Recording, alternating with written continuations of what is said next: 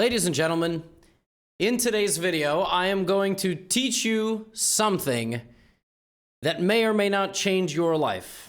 It will not just change your life, it will also probably change the life of everybody that you play chess against in the future. Now, this needs a little bit of backstory. There is an individual in this world named Volen Djulgerov. That might not mean anything to you. You may know this individual as Witty Alien. Witty Alien is a chess content creator. You might have seen Witty Alien on your shorts feed, yelling things like, "Brilliant!" among other things. I saw Witty Alien on my shorts feed. And Witty Alien has an opening that he likes to play called the Alien Gambit. And that is the purpose of today's video. I had no idea what the Alien Gambit was. Then I built a huge chess opening file on the Alien Gambit. And in this video, I'm going to give that to you. Then I'm going to play 3 games against my subscribers to show you how powerful this opening really is. The Alien Gambit is unbelievable. All right? It starts after e4, c6. So you got to play e4. They got to play a Caro Kann. You're going to take the center. And now you can play probably knight c3 or knight d2. Technically, it doesn't really matter. I mean, obviously, if they don't follow what they're supposed to do, you take the center, you develop your bishops, you play typical normal chess. Let's say you play knight here, they take, and now they play knight to f6. At this point, there's 2 most common moves. Bishop here, targeting your knight, and knight to f6, targeting your knight. They need to play knight to f6, targeting your knight. Offering a trade, this is called the Tartakower. Now, if they play it like this, you could probably still get away with this, which I will show you later, but the entire purpose of this opening is to put this knight on g5 and to sacrifice the knight. That's what we are trying to do. We're trying to sacrifice the knight, force our opponent's king to move, and then we start going after the king. Now, the most common move in this position is them attacking your knight. We will look at some alternatives later. You sacrifice the knight, and then you develop your knight. You will notice I am not developing the bishop to c4 check. I'm saving that. I'm saving that move as a possibility. This bishop also likes to come here quite frequently, but in general, this is White's plan. Bring the bishop out, castle, rook to e1. So when you castle, your rook will come to the e file, then knight to e5, and then you go on a big attack. Now, here are Black's possibilities in this position. The most common move is this, which is this is the most common move in that position. And after knight e5 check, you straight up win the bishop back and you're completely winning. So the most common move is a blunder. That's how you know this opening is really potent at beginner level. And then you just go here. And then you can play bishop c4 check. You can play castle. You just take. You are winning by a pawn. Black's king is extremely weak. And the game will end very, very soon. I mean, you'll swarm the king with your bishop and like this, and it's game over. So it's insane that the most common move in this position is a blunder. Now, there are 2 setups here that I want you to remember. Then I will show you the top computer way to play. So you know you're playing a cheater. Or, you know how to refute the Alien Gambit. Bishop out and not bishop out. If they play bishop out, the bishop becomes a target. You play knight e5 check right away. You don't do that otherwise. Knight e5 check right away against the bishop. And then what you do is you play here. You have to give the check. If they go e6, now we play g4. So we're trying to get rid of the bishop's defending of the pawn, right? We play very aggressively. We turn this bishop into a target right away. If you're sitting there going, I'm never going to memorize this, don't worry. The moves are in the description. You can put it into an analysis board. You'll be fine. And there's lines like bishop e4, we take, and we get this massive attack with g5. You can even sack your rook, because if they take it, you checkmate them. If you get this, you got to come back to this video and let me know. Because, oh my goodness. I mean, this opening is so venomous. If they bring out the bishop, you get the knight here, you get the bishop out. This move doesn't even matter. Against that, what I like to do is I still like to go here, and now we threaten a checkmate. We threaten mate on f7 with the bishop. They might block. I've seen people play this, by the way, which is basically losing after queen d3. It's like almost impossible to stop, and you just get this monstrous attack. I mean, it's so powerful. Remember, it's going to call it equal or slightly better for Black, because it's stockfish, okay? You're going to see in the games that I play later, it's a very difficult position to handle. Stockfish will sit there going, it's minus 0.9. Of course it is. We're sacrificing a knight. That's the whole point. It's a gambit. Of course it's risky. Of course if black plays the top engine, moves are going to be worse. Don't worry about that. This is the point of playing a gambit. You want to have fun? This is the type of stuff that you play. So knight takes f7, king takes f7. If the bishop comes out, knight e5. If the bishop comes out, knight e5. Now, the bishop might not come out, right? There's bishop g4, there's all these different things, but black could play solidly. Black could play e6. Many people choose this turtle setup, like this. Against that, I like to put my bishop there. So I no longer like to put the bishop on c4 because it's running into a brick wall. It's very important to remember, okay? Bishop c4 against the bishop, against this cocoon setup, we put the bishop on d3, and then this is what we try to do, okay? We play e6, bishop d3, or let's say knight bd7, bishop d3, e6, and this is our setup. Look, I told you, here, here, here, the knight is going to e5. That's our idea. A little bit later. Once we get that prepared, that's what we're trying to accomplish. Rook f8, knight e5 check. And now the most common thing is we're trying to get our queen there, which the knight protects. So the most common move in this position, once we prepared with the rook and the pawn, is to take like this. They don't want to take like this and get forked. You see? They don't want to get forked. So they're going to take like this, and then they're going to put the knight here. Now you're completely winning. Now you play queen h5 check, king to g8, and you rip open the black position with bishop takes h6. And that's it. And then your rook comes up and over. That is essentially the idea. This is the ultimate alien gambit attack. Queen, bishops, rook coming up and over, this rook coming up and over. And again, how did this happen, right? The mechanics of the position. We openly admit we are giving up a knight in the first like 5 moves. But our point is, black needs to play ultra passively and then walk the king to safety. But that's very tough to do. Because even if you successfully achieve all of that, we still have a roaring, powerful initiative. If they don't bring the bishop out, you play bishop d3. Then you castle and play rook e1. It's a very simple plan. If they play c5, you just stabilize your center. You need the pawn. Simple, c5, c3. c5, c3. And that's what you do. And then you play knight e5, you find a way to bring the queen, you find a way to bring the bishop. That's what you do. And that's how you play the alien gambit in about 7 minutes. All right, now obviously you need to build up experience. Obviously there are branches and different things that can happen. The best way for black to play against the alien gambit is the immediate c5. But what I like to do against the immediate c5 is just play c3. I just said c5, c3. And there are many ideas like queen b3 check. All right. If they take, I like to set a trap, bishop d3. This is a very tricky move. So c5, c3, and then if they take here, you win. Because you can win their queen. Bishop g6, and you take their queen. Whoops. Even better, by the way, is knight to e5 check. And then if this, you have bishop c4, and then if this, you have mate. So there's a lot of traps. The best way for black to play is to play c5, knight c6, and then against bishop d3 to take, and then to play bishop g4, queen b3 check, go back with the bishop to e6, and then stabilize after that. The chance of all of those moves happening in a game below the rating of 2000 are 0, unless you're playing a cheater. Unless you're playing somebody who got hit by an alien gambit and basically decided to memorize all the Stockfish moves, or is actively looking at Stockfish while playing the game.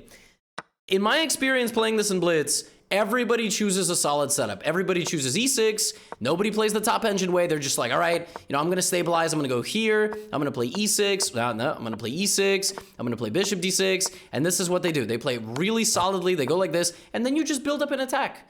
You play queen f3, bishop f4, rook d1, queen g3. Like, this is what you do. This is how my alien gambits frequently go. I try to create some sort of attack, sacrifice pieces in front of my opponent's king, and that's the way I try to beat them. All right. I ran through that because I didn't want to make an hour video.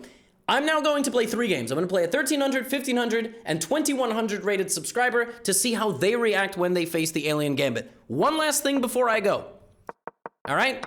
We talked about this, like, if they don't play a Carl Khan, you just need a different video. You need to learn a different thing in e4. That's how chess opening works.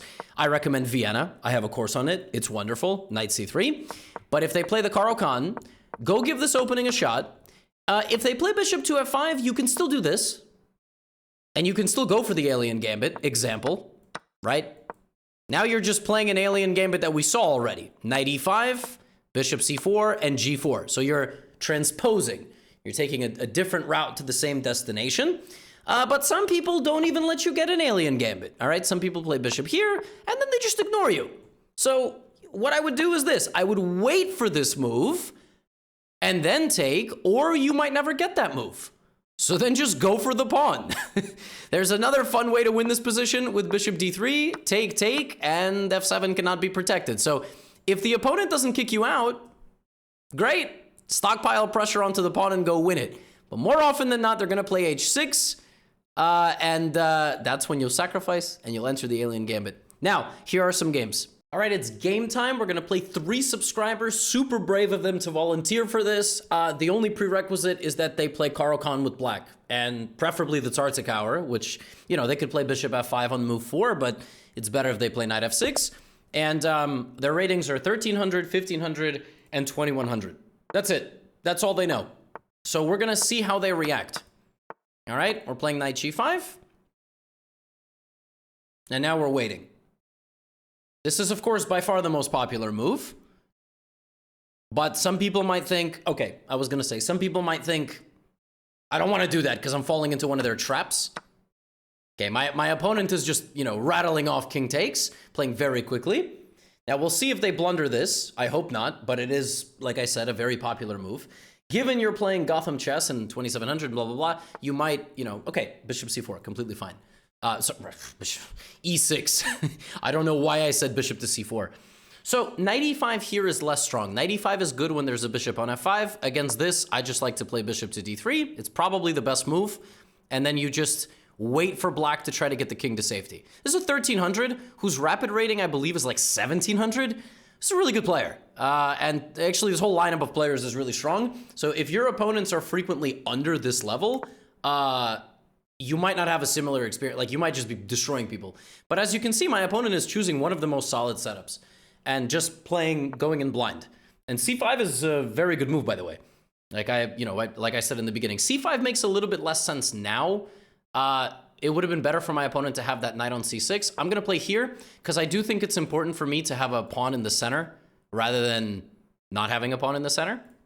Like this. It doesn't change too much. If anything, this actually gives me some other opening lines. But this is fine, meaning like opening lines like here. So take, and now I don't think much has changed. For me, this is already a very fresh position. Bishop e7. Okay, I've never seen this approach before. I want to play rook e1. I also want to play knight e5 straight away. I mean, rook e1 and then knight e5 doesn't look too different. I mean, just in general, I like getting the rook in the game before I go to battle. And then knight e5 will come next. For me, like I said, totally new position. I've never seen this before. Maybe rook e6, by the way. Okay, obviously not anymore. It would have worked a move ago, but not in this particular case. So this still looks really strong. The king will go back to g8. I don't necessarily have a checkmating attack in that position. You know, I can play bishop f4 and just develop, bring as many pieces as I can. Right now, that kind of strikes me as nice. I also like b3, bishop b2. So everything looks okay. I don't know. It all kind of looks okay. What if I do something like this? Of course, I mean, I'm probably losing. The evaluation is probably in black's favor. But we'll see if they can survive, you know, because at the end of the day, this weak king is not something very simple to deal with. But my opponent's playing great so far, I think. Maybe a little passive, but probably very good. And I'm just going to bring every piece to the party. And I'm going to rely on the fact that my opponent's got some pieces there on the back rank, which are quite passive. I'm not rushing with this move because I don't see the follow-up. Like, the king's going to go to g8 and be pretty comfortable. But if I can see a follow-up in the future, then, you know, I'm definitely going to go for it. That doesn't strike me as correct. Like, I almost don't even want to defend the pawn. I almost want to play, like, rook c1 and just play super aggressive. I need to revisit this. Doesn't seem like there's anything there. So let's just bring as many pieces, right? I'm down a knight. Might as well be down another pawn, get all my pieces in the game. Black is playing without 2 rooks and a bishop. So yeah, bishop c7, bishop d7 rather. This is an interesting move. Knight e5 is an interesting move to try to maybe take this bishop, right? Knight e5 to remove the defense. D5 is potentially interesting, just like opening up the center like crazy. Lining this guy up looks good. I have a lot of interesting moves here. They're probably all pretty okay for black, but you know, we're gonna stay cautiously optimistic. Let's start with knight e5. King's gonna go to g8, and then maybe we can start a piece transfer over here. Maybe that's what we do. Well, black hasn't actually made a move yet. Okay, there we go. That's the move that we were in fact expecting. And maybe just queen e2 kind of loses this pawn, which I'm not like a huge fan of. We could play knight c4 to try to confuse our opponent, hoping for a mistake. That seems a little bit cheesy. All right, let's apply pressure. Let's just improve the position, defend this pawn. We're looking at knight takes d7, but I'm not thrilled. There is a way to blunder here. You could blunder this, and then after knight takes, bishop takes, I'm winning because I have so much pressure and I have a tactical finish there. Yeah, I don't think this move is ever good. I think you just remove too much defense from your position. Black's getting a bit lower on time as well. But also black has to make a move. Like it's not that easy with this coming, and they played rook d8. That is probably one of the better moves, I gotta say. I'm looking at like various, bishop c7s in the future. Okay, let's go queen f3. We're just going all in. Going all in. This is hanging. Taking it seems mildly deranged because it allows me to open up both my rooks. I was expecting that move. Knight c6, bishop c6 wins material. So I have this. If queen takes, I can play bishop takes. So my opponent might need to play pawn takes. And then, do I have rook e6? Knight takes, bishop takes, king h7, queen d3, g6. Let's just play it slowly. Let's just keep pushing the pieces in that way and waiting for our opportunity. Queen b2, I have d5, which is just, again, totally winning.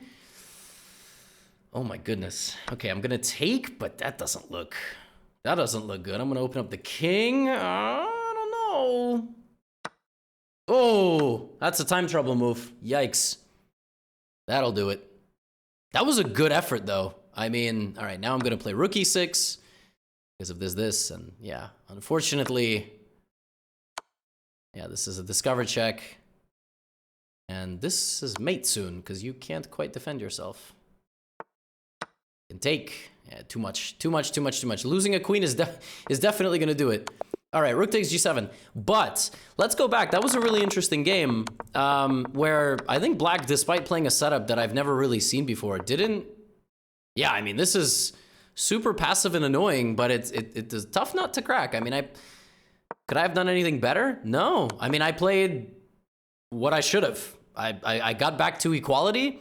Maybe my better chance here was knight takes bishop, the computer says, and then play like bishop c7. But I think what I did in the game was fine.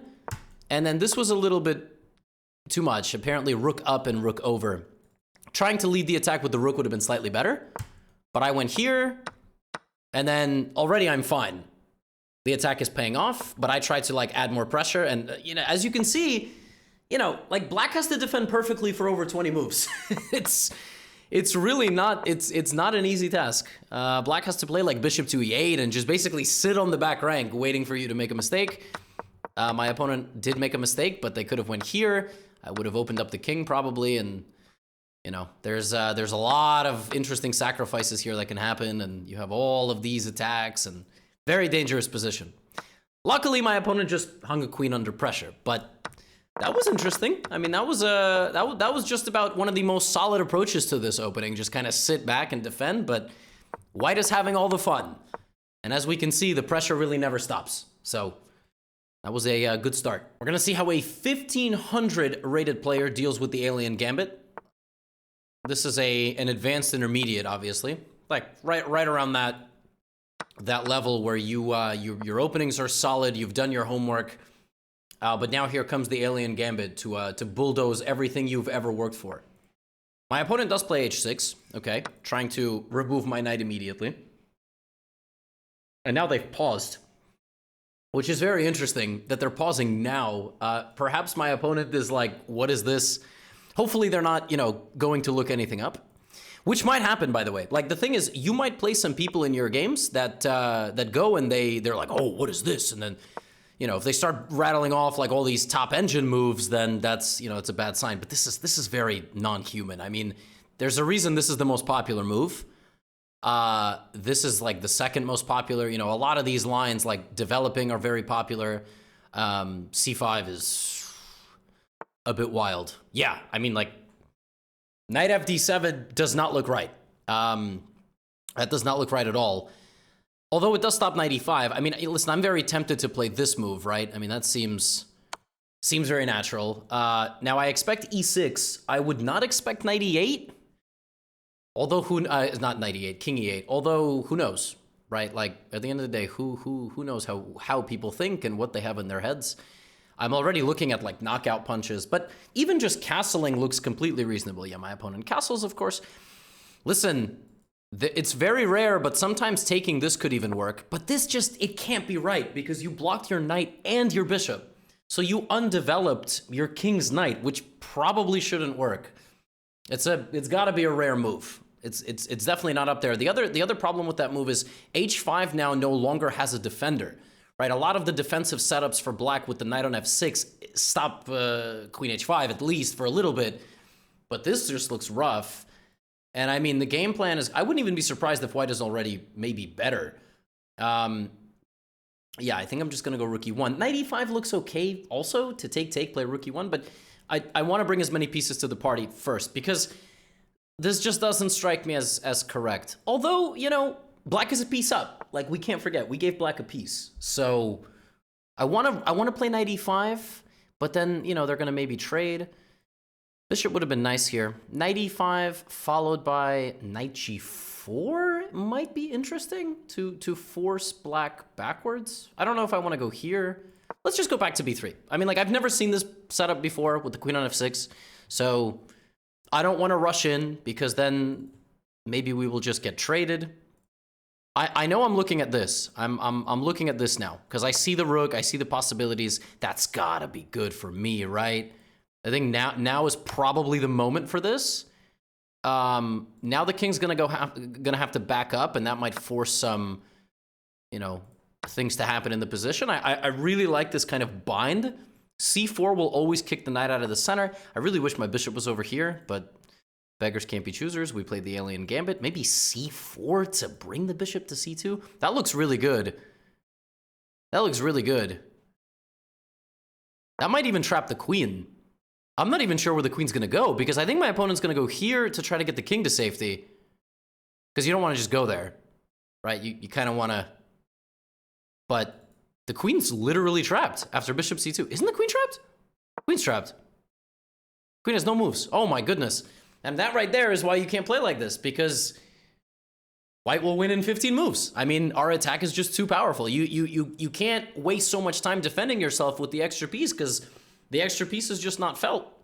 That's wild. This is a 1540. You know, this is a really good player. And they didn't know how to react, and even if they did, like, even if after this game they go do their homework, you still gotta play chess. it's a really weird opening, this Gambit. It's so weird. It's a menace is what this Gambit is. Yeah, and my opponent takes it. Okay, now you're up a queen. I mean, now, you know, if you can't convert this position, I can't help you. But now we still have sacrificial ideas. The queen could always zip around, and black just can't move. Black just can't move any pieces. It's it's a really tough opening. Yeah, I mean, we can just go straight for the king. We just don't get back rank mated. This is check, and now the queen takes the knight on the next move. Yeah. Wow. King here, we take. Oh my goodness. Yeah, total swarm. I wonder if we have a faster mate, but let's just go here. We'll take bishop g5. This was not accurate because I'm allowing king c7, but it's okay. My queen and, yeah, my queen and... Now, 2 rooks see there, and I'm removing the bishop. I mean, it's just demolition. It's like crazy how powerful this thing is. Let's take the rook with check. I mouse slipped almost. Pre-move. Pre-move. That wasn't quite a pre-move. And my opponent just resigns. Yeah, we could have played on, but okay, we would have gotten the job done. So I've never actually seen this move, and already all the advantage for black is gone when this is played. Both are okay. So I could have played bishop c4 or bishop... d3, like keeping the bishop here for this diagonal is also very good. And then I could have just played bishop d3, castled, rook e1, the same approach. But it's very tough to resist this check. Although later I had to move my bishop. And already at this point, you know, instead of knight e5, the computer just says, wow, the computer just says rook e4.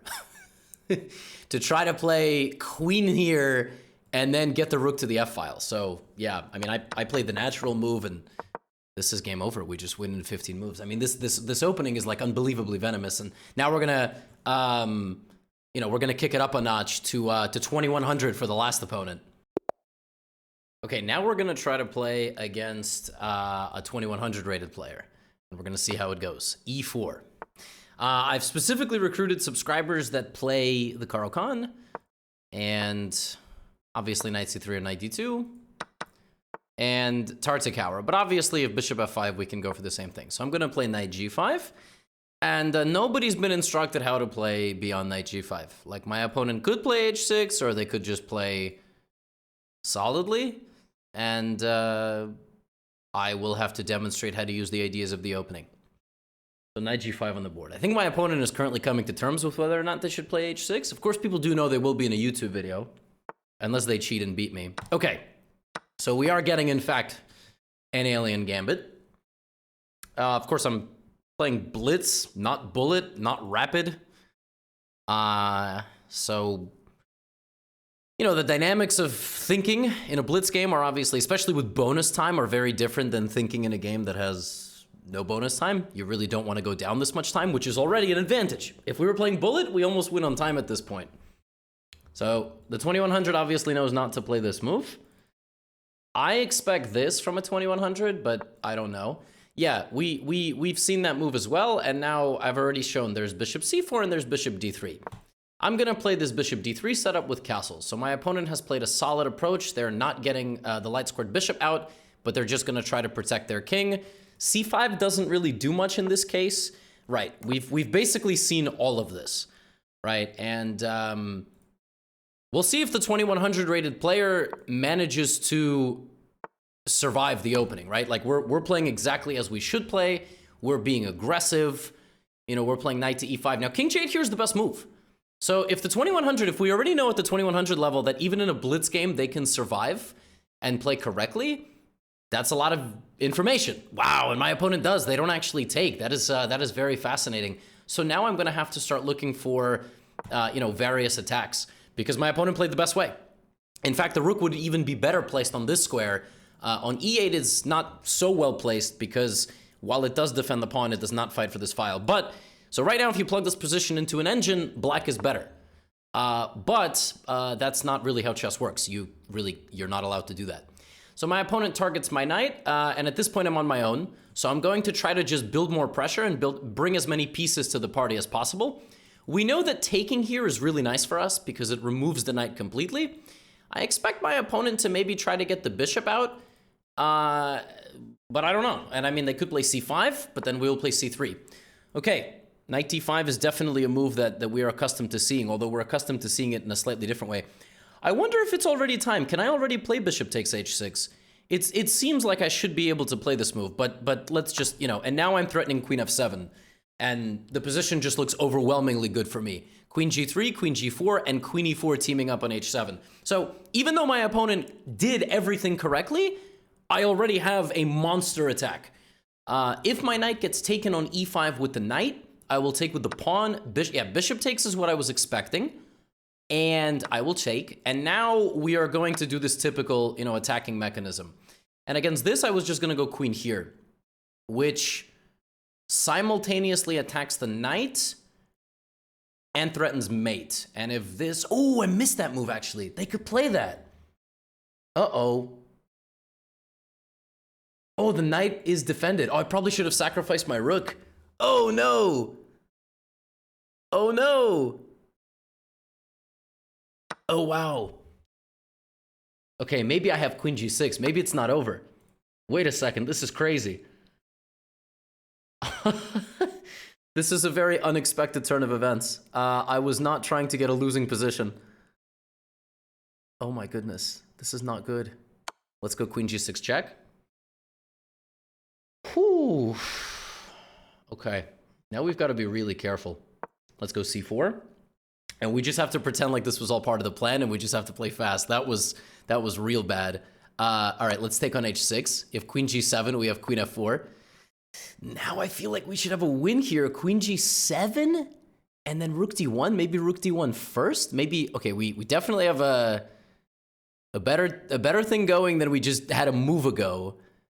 But is it possible to win this position? Rook d1. Rook d1 looks pretty good to me. Let's go rook d1. And black's king is stranded in the center. That's a pretty devastating threat. All right, bishop d7 makes a lot of sense. We can try to get the king back to the f-file. We probably have at least a draw already, but I'm a little bit hungry for more than a draw. Although that might be a little bit greedy by me. Oh, rook e4 looks good. Everything looks good. Queen g5 looks good. So many different ideas in this position. I just don't really want the king to escape. That's the most important thing. So let's play queen h4 check. We're going to get the king back, and now maybe queen h7 and rook takes. That looks convincing. Now we play rook takes, and we got it done, but it was a little messy in the end. That's the problem when you play 2100s. They're pretty good at chess. I have to have a checkmate, right? Queen g7 and rook f7 is mate. Queen g7, also g4 is mate with a pawn. You got to mate with a pawn if possible. Wow, that was really stressful and completely unnecessary. So we were never totally lost. We were totally lost when I blundered that exact thing. So bishop takes h6 was a bad move. I had to relax. I needed to come back with the bishop. But in reality, that's what happens when the opponent plays all the best moves, right? Like that's basically how it goes. Our opponent actually played very, very well. And in this position, okay, this is where I could have played queen g3 to defend my knight and set up that attack. So it would have been a bit more accurate for me instead of bishop f4 to play queen g3. However, I blundered something very silly. I blundered the fact that the knight is defending the queen. So I just thought the knight couldn't move, which that was terrible. I mean, that was really, really bad. In this position, I can also play queen h5, which targets the knight. But rather than getting all aggressive and sacrificial, I should have just went back. And then the pressure would have kept building. I would have probably gone here or there, brought my rook. I should have just relaxed. So it's a learning lesson. You can't just go and sacrifice everything. But even if you do and you make a slight inaccuracy, the position's really tough to defend. Very tough position to defend. Like, we see how right away I got back into the game. Now I'm winning. Right? Like, in a matter of moves, this attack on the king is really, really strong. So, listen, the Alien Gambit is a very, very, very fun and exciting opening. You see how even 2100s, despite playing maybe the best string of moves to defend themselves, still find themselves under a tremendous amount of pressure. And, well, anybody below that will probably have a very fun time attacking their opponents. So, moves are there for you. Come back to this video as a reference, and I hope you enjoyed. I'll see you in the next video. Get out of here.